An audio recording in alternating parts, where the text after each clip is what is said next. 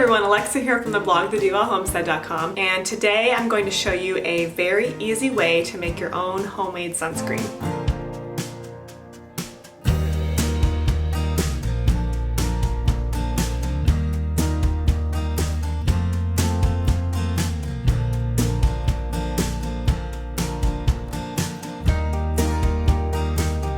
It is suddenly really hot after a long winter. The sun is just coming in suddenly. I always like to let my skin and body have the springtime pretty much without sunscreen.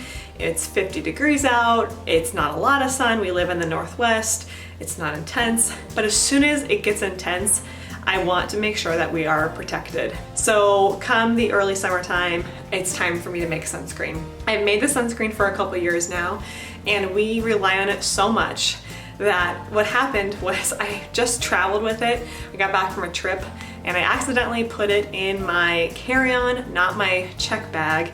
And during security, it got flagged and they said, this is more than 3 ounces. And I said, please, not my sunscreen.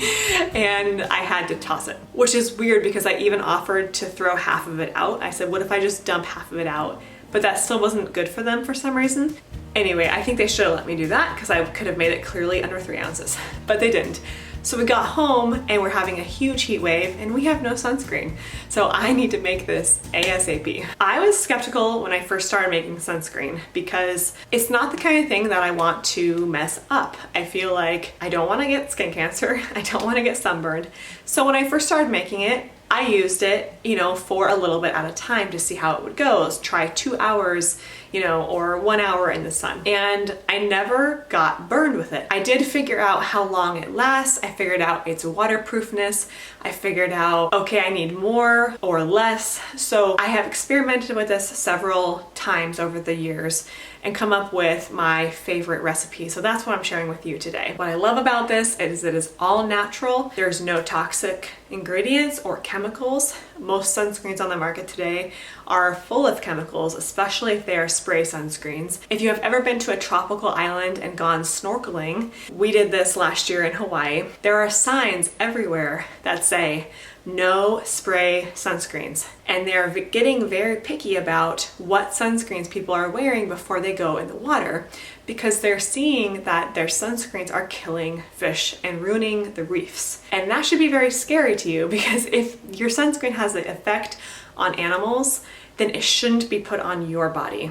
And I think that we prioritize the convenience of sunscreen, especially a quick spray or something that looks like it's sensitive or gentle for our children, but it is really not. And this is not an area that you want to mess up because you're putting chemicals on your skin and potentially leaving them on all day. So this recipe is the solution to that, and I hope that you enjoy it. Now, the basic recipe for homemade sunscreen is some kind of butter, some kind of oil, and zinc oxide. Now, how I like to make it is I like to add a little bit of aloe vera, a couple of different butters, and essential oils. If you visit the blog post below, I will explain a couple variations to the recipe. So if you're missing one of the ingredients, don't worry, go to the link and I will show you how to substitute it. It's very simple as long as you have, like I said, the butter, the oil, and the zinc. You can't make it without those 3 ingredients. So you're going to create a double broiler here. This is basically a pot of water and then a bowl over the top. You've seen me do this before if you've seen any video where I've created a homemade product. You're going to melt your butter and your oil together. Today I'm using a 1/2 cup shea butter, 1/2 cup cocoa butter, 1/4 cup avocado oil, and a 1/4 cup coconut oil. I'm also adding about 2 tablespoons of aloe vera.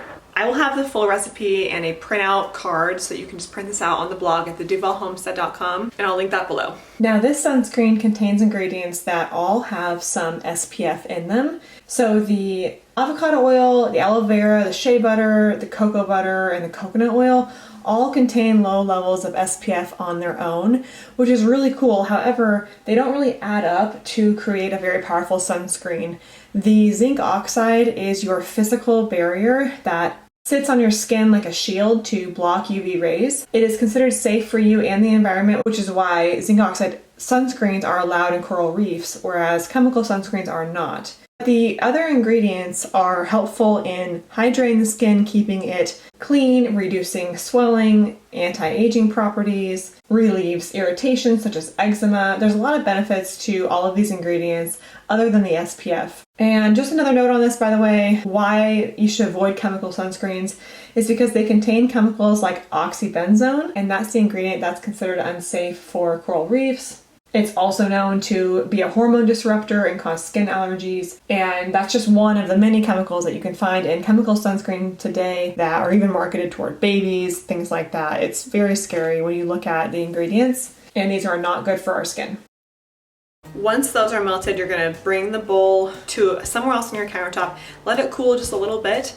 Then you're going to add the zinc oxide. I'm going to add a half a cup of the zinc oxide and your essential oils. I do about 20 or so essential oils. Now the essential oils are not necessary, but they add a nice fragrance to the sunscreen and they also add even more health benefits. So I'm going to be adding lavender, frankincense, and helichrysum.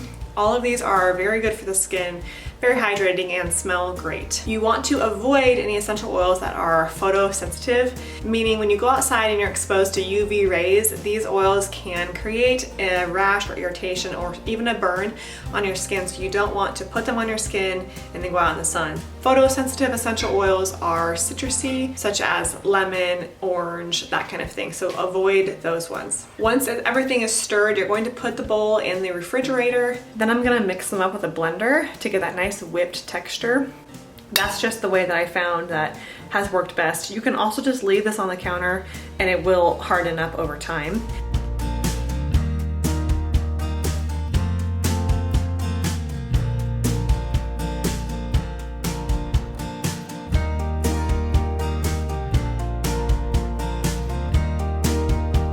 Okay, so some tips for applying and using this sunscreen. First, this sunscreen is made of zinc oxide, as I said earlier, and that ingredient will make it a very white looking sunscreen. However, don't be intimidated by this and think that you're not gonna like it because of this. All it really means, in my experience of using this for a few years, is that you have to rub it in a little bit more than you might be used to. So it may not be as user friendly, if you will, as like a spray or something with chemicals in it so that it doesn't have to look white on your skin. This will absorb into your skin just fine and the white will go away. It's just that it takes maybe a little bit more rubbing than you might be used to if you've never done a homemade sunscreen. That's just part of the deal when you make homemade products, is that, you know, they don't contain the additives and the chemicals to make them so super smooth. But to be honest with you, I'm so used to this, and my family is too, that we don't even think it's a problem at all. As you can see, I'm applying it to my daughter here, and I love that she can just put her hand right in the sunscreen container and it's not even a big deal if she were to play with it or something, some of it got in her mouth. Not saying she should eat it, obviously, but I'm just saying with all the natural ingredients, I love using this on my daughter and my whole family. Okay, another thing you need to know about this is that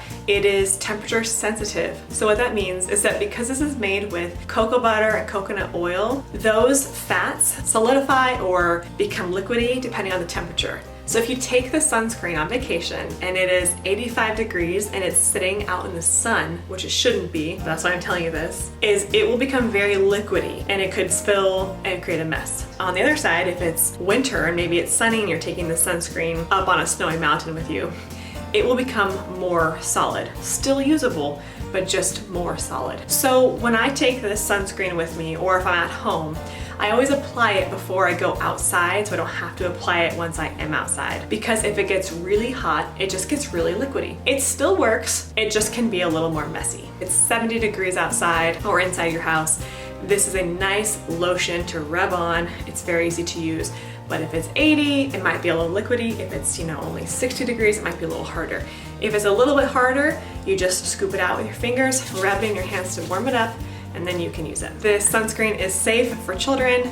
Of course, always talk to your healthcare professional. This is not medical advice, but in my opinion, it's a whole lot safer than the ones on the market that are advertised to kids. I also use zinc oxide as a homemade diaper rash cream if my baby ever had some kind of rash. Zinc oxide creates a barrier in the skin, so I am 100% comfortable with that one ingredient. Another thing you should know about this is this is water resistant. You'll notice that when you put it on, if you try to wipe it off or wash your hands, it stays on. So it is water resistant, but it will eventually start to come off with water or sweat. So if you're outside a lot, you do want to reapply. I just took 2 trips in that were both sunny locations, and I got to test the sunscreen out once again, which I've been taking it on trips for a couple years now, so I was very comfortable at this point.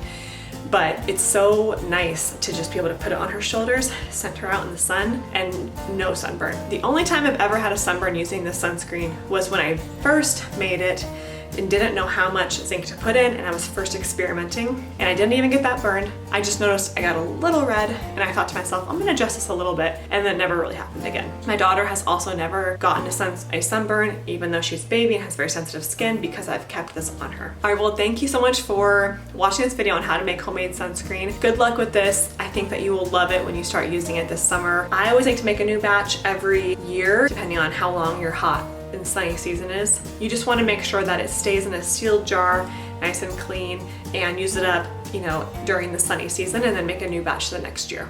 If you're brand new to my page, please hit that subscribe button. Every week I post a new video on farm-to-table recipes and homemade natural living like this homemade sunscreen.